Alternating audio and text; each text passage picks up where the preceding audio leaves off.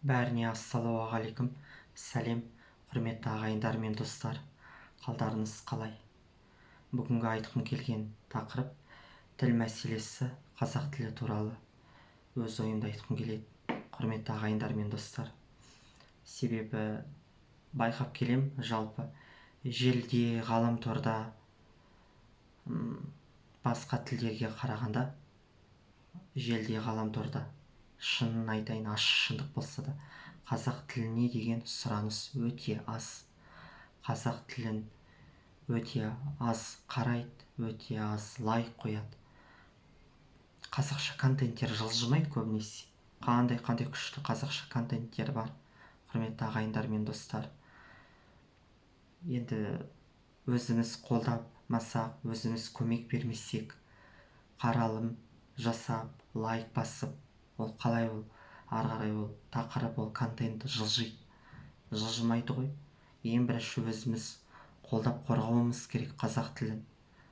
Қаралым жасап, лайк қойып. Енді қазір бәрі ғаламторда, желіде отырады ғой. Ғаламтор желі арқылы өздеріңіз жақсы білесіздер, вирус сияқты бәрі тез тарайды. Егер біз өзіміз қаралым жасамасақ, лайк қоймасақ, қазақша контент қалай тарайды, қалай дамиды? Енді көріп отырсыздар, балалар, жастар қандай күшті қазақша контент, нәрселер, дүниелер жасап жатыр. Соған өзіміз қолдау, көмек бермей отырған, лайк баспай отырған, қаралым жасамай отырған. Бір жағынан енді қызғаныш, көреалмаушылық бар шығар ішімізде. Олай да болуы мүмкін. Енді қандай басқа себеп бар? Енді былай қарасаңыздар, ол сылтау, себеп, мәселе, қиындық табыла береді.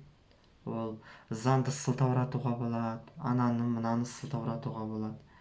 Негізі сайып келгенде ең бірінші қателік өзімізден ғой. Өзіміз сол қазақ тілін қолдап қорғамасақ, көмек бермесек, алыстан келіп ешкім қолдап қорғап бермейді ғой, ешкім көмек бермейді ғой. Шетелден келіп, немесе басқа елден, басқа мемлекеттен келіп, құрметті ағайындар мен достар. Сондықтан мен енді көп нәрсе деп айтпаймын.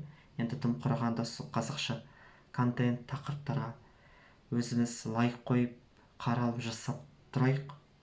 Солай ары қарай тарай берсін. Енді Димаш Құдайберген, Қайрат Түндеков, Нұржан Қалжан сияқты біз де қазақ тілін әлемге танытайық. Енді ол ең бірінші өзіміздің қолымызда ғой, құрметті ағайындар мен достар. Өзіміз қолдау, көмек бермесек, өзіміз көмектеспесек, ол қалай дамиды? Қазақ тілі қалай дүние жүзіне танылады? Егер өзіміздің тарапымыздан сұраныс болмаса, егер өзімізден сұраныс болмаса, ол дамымайды, тарамайды. Ол сол қалай береді? Жаңағы не сияқты, қолдауы жоқ жесір әйел, қорғауы жоқ жетім бала сияқты. Қолдауы жоқ жесір әйелге, қорғауы жоқ жетім балаға айналады қазақ тілі. Егер өзіміз қолдап қорғамасақ, егер өзіміз көмектеспесек. Енді қазір тіпті бәрі оңай болып кетті ғой. Енді ғаламторда, желіде енді қаралым жасап, лайк қою қиын емес қой. Өзіміз қолдап, өзіміз қорғайық енді. Балаларымызды, жастарымызды қолдайық. Енді болашағымыз, болашақ ұрпағымыз, жалғасымыз солар ғой. Өзіміз қолдап қорғамасақ, алыстан келіп ешкім қолдап қорғамайды ғой, құрметті ағайындар мен достар. Сол өзіміз тырысайық, өзіміз бір нәрсе істейік енді. Сылтау, себеп, мәселе, қиындық іздей бермей.